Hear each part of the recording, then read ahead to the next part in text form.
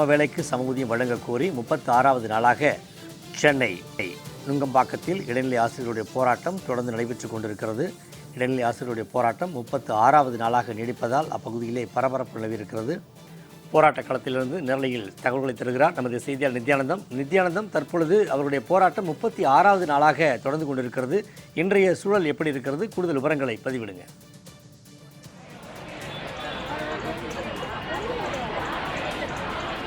Chennai DPI வளாகம் இருக்கிறது நுங்கம்பாக்கம் அருகே. அதற்கு அருகில் இருக்கக்கூடிய சாலையில் தான் இடைநிலை ஆசிரியர்கள் போராட்டத்தில் ஈடுபட்டு வருகிறார்கள்.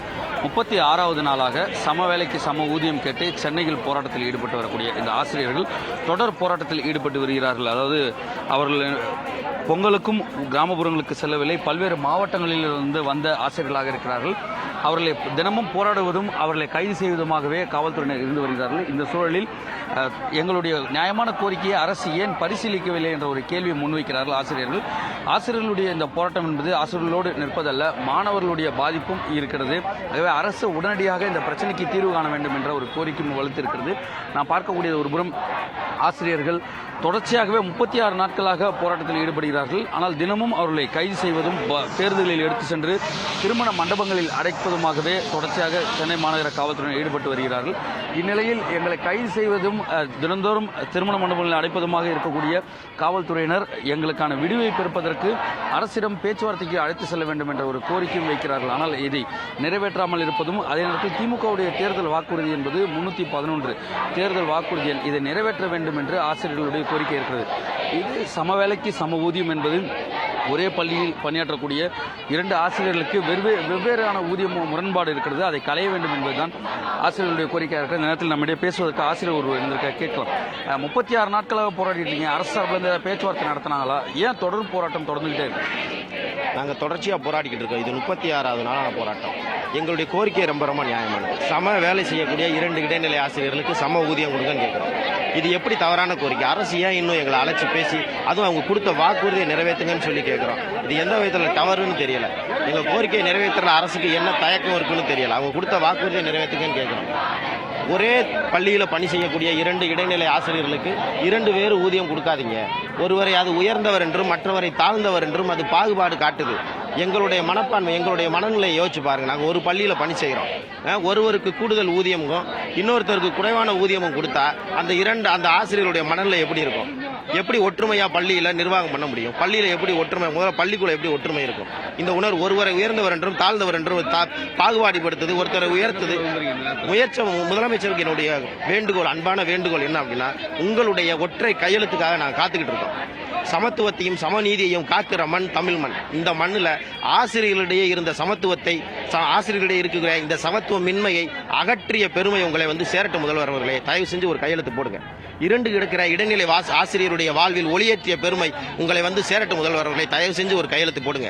சமத்துவத்திற்கு ஆதரவான மண் என்றும் தமிழ் மண் என்பதை நிரூபிக்கிற விதமா அது உங்களுடைய ஆட்சி காலமாக இருக்கட்டும் முதல்வர் அவர்களே. தயவு செஞ்சு ஒரு கையெழுத்து போடுங்க என்று அன்போடு முதல்வர்கிட்ட கேட்டுக்கிறேன். நாம் பார்த்திருக்கலாம், ஆசிரியர்களுடைய போராட்டத்தில் இந்த பதாகைகளை பனியன்களில் குத்தி இருக்கக்கூடிய காட்சி. இன்று நாங்கள் நாளை வாக்காளர்கள் என்று அவர்களுக்கு திமுகவுடைய தேர்தல் வாக்குறுதியை வலியுறுத்தி போராடி கொண்டிருக்கக்கூடிய ஆசிரியர்கள் மறுபுறம் இன்று தீண்டாமை ஒழிப்பு நாள் என்று, அதே நேரத்தில் ஊதிய தீண்டாமை ஒழிவது என்று என்ற ஒரு கேள்வியும் அரசுக்கு முன்வைத்து ஆசிரியர்கள் இந்த போராட்டத்தில் ஈடுபட்டு வருகிறார்கள். ஆகவே ஆசிரியர்களுடைய போராட்டம் என்பது வலுத்து கொண்டே இருக்கக்கூடிய சூழலில் தான் தற்போது இருக்கிறது. ஆகவே நம்மிடையே பேசுவதற்காக மற்றொரு ஆசிரியர் இருந்திருக்காங்க. தொடர்ச்சியாக 36 நாட்கள் போராட்டம். அரசிற்கு இந்த நேரத்தில் என்ன சொல்ல விரும்புறீங்க? பள்ளிக்கூடங்களுக்கு ஏன் செல்ல மறுக்கிறீங்க?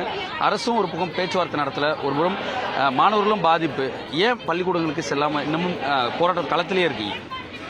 16 ஆண்டுகளாக நாங்கள் சம வேலைக்கு சம ஊதியம் என்ற ஒற்றை கோரிக்கையை வலியுறுத்தி பள்ளி விடுமுறை நாட்களில் மட்டுமே எங்கள் போராட்டத்தை நாங்கள் செய்து கொண்டிருந்தோம். தற்பொழுது அந்த 16 வருட வழிதான் எங்களை பள்ளி திறந்த பிறகும் முதல்வரின் தேர்தல் வாக்குறுதி 311 சமவேளைக்கு சம ஊதியத்தை நிறைவேற்ற கோரி நாங்கள் இங்கே கடந்த 36 நாட்களை தாண்டியும் நாங்கள் போராட்டத்தை தொடர்ந்து கொண்டிருப்பதற்கு ஒரே காரணம், எங்களுடைய கோரிக்கை வெற்றி பெற்றால் வெற்றி பெற போவது கண்டிப்பாக இந்திய அரசியலமைப்பு சட்டத்தில் கூறப்பட்ட சமத்துவம் என்ற சமூக நீதிதான் வெற்றி பெறும். அது மட்டுமல்லாமல் கழக ஆட்சியின் தாரக மந்திரம் சமத்துவம், அந்த சமத்துவம் வெற்றி பெற போகிறது. அதனால் முதல்வர் அவர்கள் அதை கவனத்தில் கொண்டு 37 நாட்களாக தொடர்ந்து போராடி கொண்டிருக்கும் எங்களுக்கு 36 நாளா போராடுறீங்க. அரசு சார்பில் இருந்து அழைச்சி பேச்சுவார்த்தை இது வரைக்கும் ஒரே ஒரு பேச்சுவார்த்தை நடத்தினாங்க, அதுவும் தீர்வடையல. இந்த சூழல்ல அரசுக்கு என்ன சொல்ல விரும்புறீங்க? தொடர் போராட்டமே தீர்வா இல்ல என்ன பண்ண போறீங்க? இல்ல, கண்டிப்பா எங்களுக்கு கழக ஆட்சி சமத்துவம் வழங்கும் என்ற நம்பிக்கையில இன்னைக்கு தீண்டாமை நாள், தீண்டாமை ஒழிப்பு நாள். இந்த தீண்டாமை ஒழிப்பு நாள்ல எங்களுக்கு நல்ல செய்தி, அதாவது எங்களுடைய ஊதிய தீண்டாமையை அழித்து எங்களுக்கு சமத்துவம் வழங்கும் என்ற நம்பிக்கையில் நாங்கள் இங்கே காத்து கொண்டிருக்கிறோம். நாம் பார்த்திருக்கலாம், ஆசிரியர்களுடைய போராட்டம் என்பது தொடர்ந்து நடைபெறக்கூடிய நேரத்தில் தொடர்ச்சியாக கைது நடவடிக்கைகளும் ஒருபுறம் தொடர்ந்து கொண்டிருக்கக்கூடிய சூழலும் இந்த நேரத்தில் இருந்து கொண்டிருக்கிறது. ஆகவே ஆசிரியர்கள் ஒருபுறம் போராட்டம், மறுபுறம் கைது என தொடர்ந்து இந்த கைது நடவடிக்கைகள் இருந்து கொண்டிருக்கிறது. தினம்தோறும் போராடுபவர்களை கைது செய்கிறது காவல்துறை. ஆனால் எங்களுக்கான தீர்வு இதுவரை எட்டப்படவில்லை என்பதுதான் இந்த ஆசிரியர்கள் வைக்கக்கூடிய மிக முக்கியமான கோரிக்கையாகவும் இருந்து வருகிறது. களத்தில் இருந்து விவரங்களை வழங்கியமைக்கு நன்றி நித்யானந்தம்.